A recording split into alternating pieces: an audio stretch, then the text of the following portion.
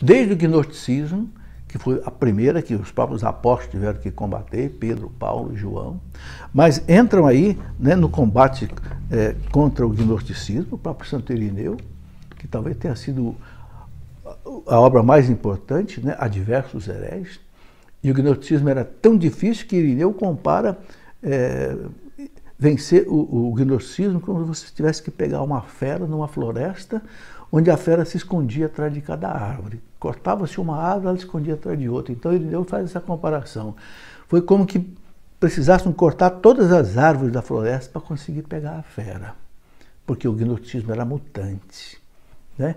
Todos aqueles gnósticos, né, Marcião e etc., eles iam criando vários, e eram preparados, inteligentes, né? Aliás, Santo Agostinho diz que nenhum herege é pouco inteligente. Os hereges dão muito trabalho porque exatamente eles são inteligentes e são importantes, eles formam escola. Então, quando surgiu o arianismo, por volta do ano 325, que a igreja teve que combater no Concílio de Nicéia, 325, principalmente com o trabalho heróico de Santo Atanásio, que chegou a ser exilado 5 vezes, porque os imperadores romanos do Oriente se tornaram arianistas, né?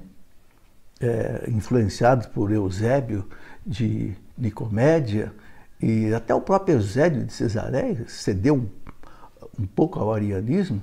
Então os imperadores descendentes de Constantino, né, por 5 vezes Atanásio foi, né, exilado, mas eles derrubaram, mesmo que depois de 4 séculos de luta, derrubaram o arianismo.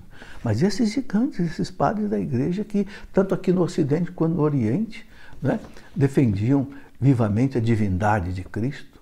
E depois vem o macedonismo, no ano 381, né, em que Macedônio, patriarca de Constantinopla, veja, patriarca de Constantinopla, assim como o Ário do arianismo era um presbítero famoso de Alexandria, Macedônio, que negava a divindade do Espírito Santo, era um homem também patriarca de Constantinopla, não era um João Ninguém, né? Mas aí vem o Concílio de 381 de Constantinopla I e derruba de novo mais uma heresia, e esses padres todos que enfrentaram ali o arianismo enfrentam agora, né, o macedonismo, a negação do Espírito. E aí vamos ter então o credo niceno-constantinopolitano, falando que o Espírito Santo é Deus. Foi ele quem falou pelos profetas. Procede do Pai e do Filho, com o Pai e o Filho é igualmente adorado. Depois temos outras heresias, né? Santo Agostinho, no tempo dele, teve que enfrentar o donatismo e levou a questão para Roma, e o Papa condenou o donatismo, também já tinha o novacionismo de Novato, né? E Santo Agostinho vai dizer aquela frase célebre, né? Roma locuta, causa finita. Roma falou, encerrada a questão.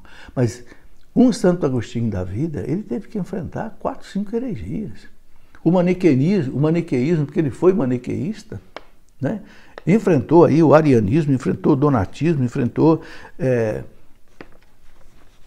o próprio macedonismo, né? Depois nós tivemos, né, o nestorianismo, de Nestório, que negava que Nossa Senhora era a mãe de Deus.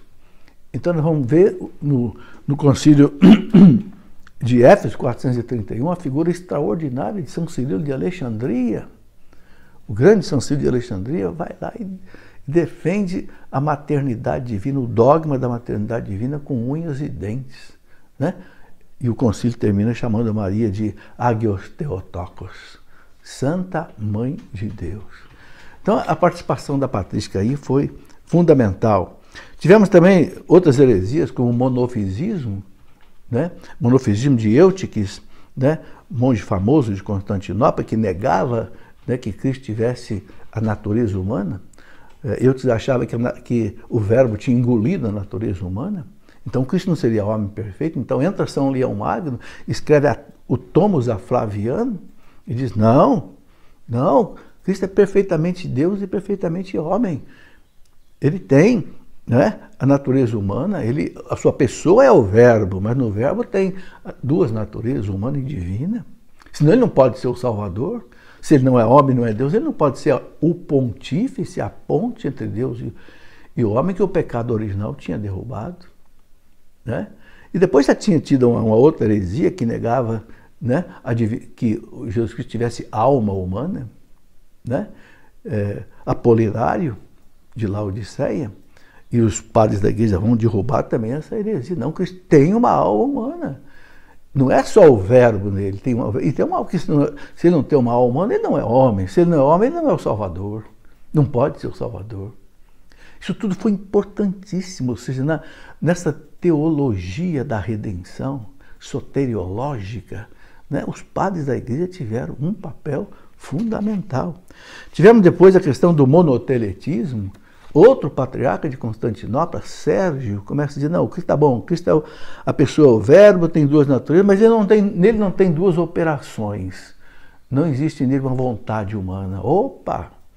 A igreja gritou, como não tem uma vontade humana? Se não tem vontade humana, ele não é homem. Se não é homem, ele não pode ser o redentor do homem, porque a culpa, o pecado foi do homem, é um homem que tem que redimir o homem, né? A redenção está na carne, diziam os padres da igreja, né? A redenção está na carne. Basílio, o grande Gregório de Nazianzeno, Gregório de Nissa, né? Então, a igreja derruba de novo, né? Lá no Concílio de Constantinopla, 3, 4, vai derrubar o monotelitismo.